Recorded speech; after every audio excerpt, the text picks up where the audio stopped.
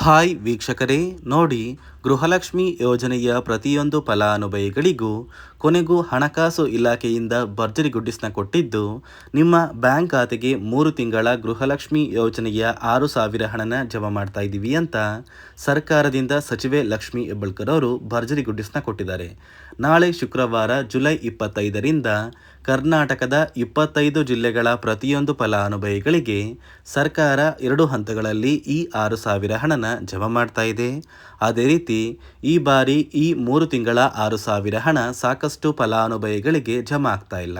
ಹಾಗಾದರೆ ಬನ್ನಿ ಸ್ನೇಹಿತರೆ, ಸರ್ಕಾರದಿಂದ ಬಂದಿರುವಂತಹ ಒಂದು ಮಾಹಿತಿ ಏನು ಅಂತ ನಾನು ನಿಮಗೆ ತಿಳಿಸ್ಕೊಡ್ತಾ ಇದ್ದೀನಿ. ಅದಕ್ಕಿಂತ ಮೊದಲು ನೀವೇನಾದ್ರೂ ಇನ್ನೂ ಕೂಡ ನನ್ನ ಚಾನಲ್ನ ಸಬ್ಸ್ಕ್ರೈಬ್ ಆಗಿಲ್ಲ ಅಂದರೆ ದಯವಿಟ್ಟು ಪ್ರತಿಯೊಬ್ಬರು ನನ್ನ ಚಾನಲ್ನ ಸಬ್ಸ್ಕ್ರೈಬ್ ಮಾಡ್ಕೊಳ್ಳಿ, ಹಾಗೆ ವಿಡಿಯೋಗೆ ಒಂದು ಲೈಕ್ನ ಕೊಡಿ.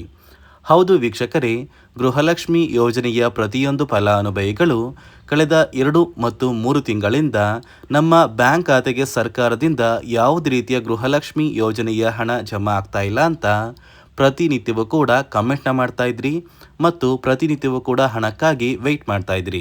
ಇದೀಗ ಕೊನೆಗೂ ಸರ್ಕಾರ 3 ತಿಂಗಳ 6,000 ಹಣನ ಜುಲೈ 25 ಶುಕ್ರವಾರದಿಂದ ಕರ್ನಾಟಕದ 25 ಜಿಲ್ಲೆಗಳಿಗೆ 2 ಹಂತಗಳಲ್ಲಿ ಜಮಾ ಮಾಡ್ತಾ ಇದೆ. ಈ ಬಾರಿ ಈ 6,000 ಹಣ ಖಂಡಿತವಾಗಿಯೂ ನಿಮ್ಮ ಬ್ಯಾಂಕ್ ಖಾತೆಗೆ ಜಮಾ ಆಗ್ತಾ ಇದೆ ಸ್ನೇಹಿತರೆ. ನೋಡಿ ಸ್ನೇಹಿತರೆ, ಇನ್ನೇನು ಜುಲೈ ತಿಂಗಳು ಕೂಡ ಮುಗಿತಾ ಇದೆ. ಅಂದರೆ ಆಗಸ್ಟ್ ತಿಂಗಳಿಗೆ ಗೃಹಲಕ್ಷ್ಮಿ ಯೋಜನೆ ಜಾರಿಗೆ ಬಂದು 2 ವರ್ಷ ಆಗುತ್ತೆ.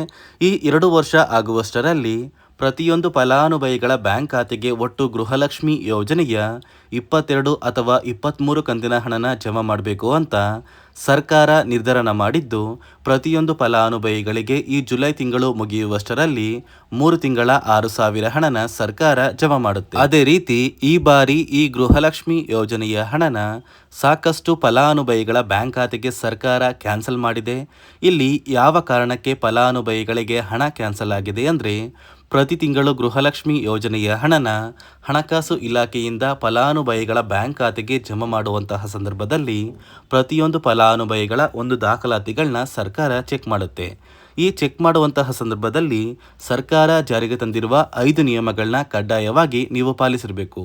ಹಾಗಿದ್ರೆ ಮಾತ್ರ ಪ್ರತಿಯೊಂದು ಫಲಾನುಭವಿಗಳಿಗೆ ಹಣ ಜಮಾ ಆಗೋದು. ಇದೇ ಒಂದು ಕಾರಣಕ್ಕೆ ಸಾಕಷ್ಟು ಫಲಾನುಭವಿಗಳು ಸರ್ಕಾರ ಜಾರಿಗೆ ತಂದಿರುವ 5 ಹೊಸ ನಿಯಮಗಳನ್ನ ಪಾಲಿಸಿಲ್ಲ. ಅದೇ ಒಂದು ಕಾರಣಕ್ಕೆ ಆ ಒಂದು ಫಲಾನುಭವಿಗಳಿಗೆ ಹಣ ಕ್ಯಾನ್ಸಲ್ ಆಗಿದ್ದು, ಯಾವ ಫಲಾನುಭವಿಗಳಿಗೆ ಈ ಒಂದು ಹಣ ಕ್ಯಾನ್ಸಲ್ ಆಗಿದೆ, ಅದೇ ರೀತಿ ಯಾರಿಗೆಲ್ಲ ಜಮಾ ಆಗ್ತಾ ಇದೆ ಅಂತ ತಿಳ್ಕೊಳ್ಳೋಣ. ಇದರ ಜೊತೆಗೆ ಸರ್ಕಾರ ಜಾರಿಗೆ ತಂದಿರುವ ಆ 5 ಹೊಸ ನಿಯಮಗಳು ಏನು ಅಂತ ಕೂಡ ತಿಳಿಸ್ಕೊಡ್ತಾ ಇದ್ದೀನಿ.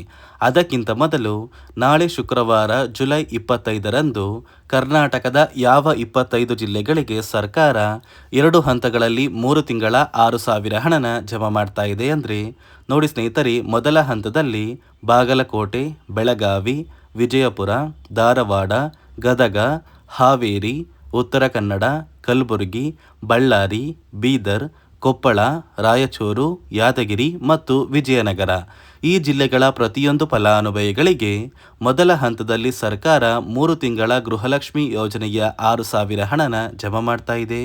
ಅದೇ ರೀತಿ ಎರಡನೆಯ ಹಂತದಲ್ಲಿ ಬೆಂಗಳೂರು ನಗರ, ಬೆಂಗಳೂರು ಗ್ರಾಮಾಂತರ, ರಾಮನಗರ, ಚಿಕ್ಕಬಳ್ಳಾಪುರ, ಚಿತ್ರದುರ್ಗ, ದಾವಣಗೆರೆ, ಕೋಲಾರ, ಶಿವಮೊಗ್ಗ, ತುಮಕೂರು, ಚಾಮರಾಜನಗರ, ಚಿಕ್ಕಮಗಳೂರು, ದಕ್ಷಿಣ ಕನ್ನಡ, ಹಾಸನ, ಕೊಡಗು, ಮಂಡ್ಯ, ಮೈಸೂರು ಮತ್ತು ಉಡುಪಿ ಈ ಜಿಲ್ಲೆಗಳ ಪ್ರತಿಯೊಂದು ಫಲಾನುಭವಿಗಳಿಗೆ ಎರಡನೆಯ ಹಂತದಲ್ಲಿ 3 ತಿಂಗಳ 6,000 ಹಣನ ಸರ್ಕಾರ ಜಮಾ ಮಾಡ್ತಾ ಇದ್ದು, ನೋಡಿ ಸ್ನೇಹಿತರೆ, ಕಳೆದ 2 ತಿಂಗಳಿಂದ ಗೃಹಲಕ್ಷ್ಮಿ ಯೋಜನೆಯ ಹಣಕ್ಕಾಗಿ ಯಾರೆಲ್ಲ ವೆಯ್ಟ್ ಮಾಡ್ತಾ ಇದ್ರಿ, ಇಂತಹ ಪ್ರತಿಯೊಂದು ಫಲಾನುಭವಿಗಳಿಗೆ ಇದೇ ಜುಲೈ ತಿಂಗಳು ಮುಗಿಯುವಷ್ಟರಲ್ಲಿ ಸರ್ಕಾರದಿಂದ ಬಿಡುಗಡೆಯಾಗಿರುವಂತಹ ಈ 3 ತಿಂಗಳ 6,000 ಹಣನ ನೀವು ಪಡ್ಕೋತೀರಾ. ಯಾವುದೇ ರೀತಿಯ ಪೆಂಡಿಂಗ್ ಇರುವ ಹಣ ಬಾಕಿ ಇಲ್ಲ ಅಂದರೆ ಮಾತ್ರ ನಿಮ್ಮ ಬ್ಯಾಂಕ್ ಖಾತೆಗೆ ಈ 6,000 ಹಣ ಜಮಾ ಆಗೋದು. ನೋಡಿ ಸ್ನೇಹಿತರೆ, ಈ ಬಾರಿ ಸುಮಾರು 1 ಲಕ್ಷಕ್ಕಿಂತ ಅಧಿಕ ಫಲಾನುಭವಿಗಳ ಬ್ಯಾಂಕ್ ಖಾತೆಗೆ ಸರ್ಕಾರ ಗೃಹಲಕ್ಷ್ಮಿ ಯೋಜನೆಯ ಹಣನ ಜಮಾ ಮಾಡ್ತಾ ಇಲ್ಲ. ಕಾರಣ ಏನು ಅಂದರೆ, ನಿಮ್ಮ ಬ್ಯಾಂಕ್ ಖಾತೆಗೆ ಡೆಬಿಟ್ ಮೂಲಕ ಹಣ ಜಮಾ ಮಾಡುವಂತಹ ಸಂದರ್ಭದಲ್ಲಿ ಸರ್ಕಾರ ಸಾಕಷ್ಟು ಫಲಾನುಭವಿಗಳ ಒಂದು ಬ್ಯಾಂಕ್ ಖಾತೆಗೆ ಹಣ ಜಮಾ ಮಾಡೋದನ್ನು ಕ್ಯಾನ್ಸಲ್ ಮಾಡಿದೆ. ಯಾಕಂದರೆ ಇತ್ತೀಚೆಗೆ ಹಣಕಾಸು ಇಲಾಖೆ ಜಾರಿಗೆ ತಂದಿರುವ 5 ನಿಯಮಗಳ ಆಧಾರದ ಮೇಲೆ ಪ್ರತಿಯೊಂದು ಫಲಾನುಭವಿಗಳಿಗೆ ಸರ್ಕಾರ ಈ ಒಂದು ಹಣನ ಜಮಾ ಮಾಡ್ತಾ ಇದ್ದು, ಯಾರೆಲ್ಲ ಫಲಾನುಭವಿಗಳು ಈ ನಿಯಮಗಳನ್ನ ಪಾಲಿಸಿಲ್ಲ ನಿಮ್ಮ ಬ್ಯಾಂಕ್ ಖಾತೆಗೂ ಕೂಡ ಹಣ ಜಮಾ ಆಗೋದಿಲ್ಲ. ಹಾಗಾದರೆ ಬನ್ನಿ ಸ್ನೇಹಿತರೆ, ಸರ್ಕಾರ ಜಾರಿಗೆ ತಂದಿರುವ ಆ 5 ಹೊಸ ನಿಯಮಗಳು ಏನು ಅಂತ ನಾನು ನಿಮಗೆ ತಿಳಿಸ್ಕೊಡ್ತಾ ಇದ್ದೀನಿ.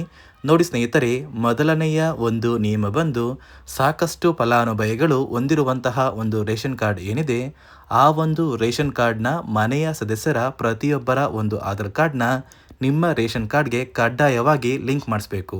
ಅಂದರೆ ಈ ಒಂದು ಲಿಂಕ್ ಮಾಡಿಸುವಂತಹ ಒಂದು ಪ್ರೊಸೀಜರ್ಗೆ ಸರ್ಕಾರ KYC ಅಂತ ಕರೀತಾರೆ. ನಿಮ್ಮ ರೇಷನ್ ಕಾರ್ಡ್ಗೆ ಇನ್ನೂ ಸಹ KYC ಆಗಿಲ್ಲ ಅಂದರೆ ನಿಮ್ಮ ಬ್ಯಾಂಕ್ ಖಾತೆಗೆ ಸರ್ಕಾರ ಮುಂದಿನ ದಿನಗಳಲ್ಲಿ ಗೃಹಲಕ್ಷ್ಮಿ ಯೋಜನೆಯ ಹಣನ ಕ್ಯಾನ್ಸಲ್ ಮಾಡುತ್ತೆ.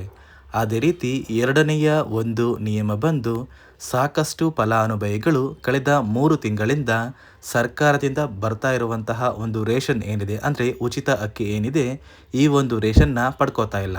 ಒಂದು ವೇಳೆ ಕಳೆದ 3 ತಿಂಗಳಿಂದ ನೀವು ರೇಷನ್ನ ಪಡ್ಕೊಂಡಿಲ್ಲ ಅಂದರೆ ಸರ್ಕಾರ ನಿಮ್ಮ ಬಳಿ ಇರುವಂತಹ ಒಂದು ರೇಷನ್ ಕಾರ್ಡ್ನ ಕ್ಯಾನ್ಸಲ್ ಮಾಡುತ್ತೆ. ನಿಮ್ಮ ರೇಷನ್ ಕಾರ್ಡ್ನ ಸರ್ಕಾರ ಕ್ಯಾನ್ಸಲ್ ಮಾಡಿದ್ರೆ ನಿಮ್ಮ ಬ್ಯಾಂಕ್ ಖಾತೆಗೆ ಗೃಹಲಕ್ಷ್ಮಿ ಯೋಜನೆಯ ಹಣ ಇರ್ಬೋದು ಮತ್ತು ಸರ್ಕಾರದಿಂದ ಬರುವಂತಹ ಒಂದು ಸೌಲಭ್ಯಗಳನ್ನ ನೀವು ಕಳ್ಕೋಬೇಕಾಗುತ್ತೆ. ಅದೇ ರೀತಿ ಮೂರನೆಯ ಒಂದು ನಿಯಮ ಬಂದು ನೋಡಿ ಸ್ನೇಹಿತರೆ, ನಿಮ್ಮ ಬಳಿ ಇರುವಂತಹ ಒಂದು ಆಧಾರ್ ಕಾರ್ಡ್ ಏನಿದೆ, ಆ ಒಂದು ಆಧಾರ್ ಕಾರ್ಡ್ನ ಕಳೆದ 15 ವರ್ಷಗಳಲ್ಲಿ ನೀವು ಯಾವುದೇ ರೀತಿಯ ಒಂದು ತಿದ್ದುಪಡಿನ ಮಾಡಿಸಿಲ್ಲ ಅಂದರೆ ನಿಮ್ಮ ಬ್ಯಾಂಕ್ ಖಾತೆಗೆ ಸರ್ಕಾರ ಗೃಹಲಕ್ಷ್ಮಿ ಯೋಜನೆಯ ಹಣನ ಕ್ಯಾನ್ಸಲ್ ಮಾಡುತ್ತೆ. ಯಾಕಂದರೆ ಸರ್ಕಾರದಿಂದ ಬಂದಿರುವಂತಹ ಒಂದು ಆದೇಶದ ಪ್ರಕಾರ ಪ್ರತಿಯೊಂದು ಫಲಾನುಭವಿಗಳು ಕಳೆದ 15 ವರ್ಷಗಳಲ್ಲಿ ಯಾವುದೇ ರೀತಿಯ ಒಂದು ತಿದ್ದುಪಡಿನ ನಿಮ್ಮ ಆಧಾರ್ ಕಾರ್ಡ್ಗೆ ನೀವು ಮಾಡಿಸಿಲ್ಲ ಅಂದರೆ ಕಡ್ಡಾಯವಾಗಿ ಆದಷ್ಟು ಬೇಗ ನಿಮ್ಮ ಆಧಾರ್ ಕಾರ್ಡ್ಗೆ ತಿದ್ದುಪಡಿನ ಮಾಡಿಸಿ. ಅದೇ ರೀತಿ ನಾಲ್ಕನೆಯ ಒಂದು ನಿಯಮ ಬಂದು ನಿಮ್ಮ ಕುಟುಂಬದ ಒಂದು ವಾರ್ಷಿಕ ಆದಾಯ 7 ಲಕ್ಷಕ್ಕಿಂತ ಕಡಿಮೆ ಇರಬೇಕು. ಒಂದು ವೇಳೆ ನಿಮ್ಮ ಕುಟುಂಬದ ವಾರ್ಷಿಕ ಆದಾಯ 7 ಲಕ್ಷಕ್ಕಿಂತ ಜಾಸ್ತಿ ಇದ್ದರೆ ನಿಮ್ಮ ಬ್ಯಾಂಕ್ ಖಾತೆಗೆ ಸರ್ಕಾರ ಗೃಹಲಕ್ಷ್ಮಿ ಯೋಜನೆಯ ಹಣನ ಕ್ಯಾನ್ಸಲ್ ಮಾಡುತ್ತೆ. ಅದೇ ರೀತಿ ಐದನೆಯ ಒಂದು ನಿಯಮ ಬಂದು ನಿಮ್ಮ ಕುಟುಂಬದ ಸದಸ್ಯರು ಅಥವಾ ಗೃಹಲಕ್ಷ್ಮಿ ಯೋಜನೆಯ ಫಲಾನುಭವಿಗಳು ಯಾರು ಕೂಡ ಸರ್ಕಾರಿ ನೌಕರರಾಗಿ ಕಾರ್ಯನಿರ್ವಹಿಸ್ತಾ ಇರಬಾರ್ದು. ಒಂದು ವೇಳೆ ನಿಮ್ಮ ಕುಟುಂಬದಲ್ಲಿ ಯಾರೇ ಆಗಿದ್ರೂ ಸರ್ಕಾರಿ ನೌಕರರಾಗಿ ಕಾರ್ಯನಿರ್ವಹಿಸ್ತಾ ಇದ್ದರೆ ನಿಮ್ಮ ಬ್ಯಾಂಕ್ ಖಾತೆಗೆ ಗೃಹಲಕ್ಷ್ಮಿ ಯೋಜನೆಯ ಹಣ ಕ್ಯಾನ್ಸಲ್ ಆಗುತ್ತೆ. ಈ 5 ನಿಯಮಗಳ ಆಧಾರದ ಮೇಲೆ ಪ್ರತಿಯೊಂದು ಫಲಾನುಭವಿಗಳಿಗೆ ಸರ್ಕಾರ ಹಣ ಜಮಾ ಮಾಡ್ತಾ ಇದೆ. ಒಂದು ವೇಳೆ ನೀವು ಈ 5 ನಿಯಮಗಳನ್ನ ಪಾಲಿಸಿಲ್ಲ ಅಂದರೆ ನೀವು ಕೂಡ ಗೃಹಲಕ್ಷ್ಮಿ ಯೋಜನೆಯ ಹಣದಿಂದ ವಂಚಿತರಾಗಬೇಕಾಗುತ್ತೆ. ನೋಡಿ ವೀಕ್ಷಕರೇ, ಗೃಹಲಕ್ಷ್ಮಿ ಯೋಜನೆಯ ಯಾವುದೇ ರೀತಿಯ ಬಾಕಿ ಹಣ ನಿಮ್ಮ ಬ್ಯಾಂಕ್ ಖಾತೆಗೆ ಪೆಂಡಿಂಗ್ ಇಲ್ಲ ಅಂದರೆ ಮಾತ್ರ ಸರ್ಕಾರ ಈ 3 ತಿಂಗಳ 6,000 ಹಣನ ನಾಳೆ ಶುಕ್ರವಾರ ಜುಲೈ 25ರಿಂದ ನಿಮ್ಮ ಬ್ಯಾಂಕ್ ಖಾತೆಗಳಿಗೆ ಜಮಾ ಮಾಡ್ತಾ ಇದೆ. ಆದಷ್ಟು ಬೇಗ ಪ್ರತಿಯೊಬ್ಬರಿಗೂ ಈ ಒಂದು ಹಣ ಜಮಾ ಆಗುತ್ತೆ ಅಂತ ಹೇಳ್ತಾ, ಇದಿಷ್ಟು ಸರ್ಕಾರದಿಂದ ಬಂದಿರುವಂತಹ ಒಂದು ಮಾಹಿತಿಯಾಗಿದೆ. ನಾನು ಕೊಟ್ಟಿರುವಂತಹ ಮಾಹಿತಿ ನಿಮಗೆ ಇಷ್ಟ ಆಗಿದ್ದಲ್ಲಿ ದಯವಿಟ್ಟು ಪ್ರತಿಯೊಬ್ಬರು ನನ್ನ ಚಾನಲ್ನ ಸಬ್ಸ್ಕ್ರೈಬ್ ಮಾಡ್ಕೊಳ್ಳಿ, ಹಾಗೆ ವಿಡಿಯೋಗೆ ಒಂದು ಲೈಕ್ನ ಕೊಡಿ.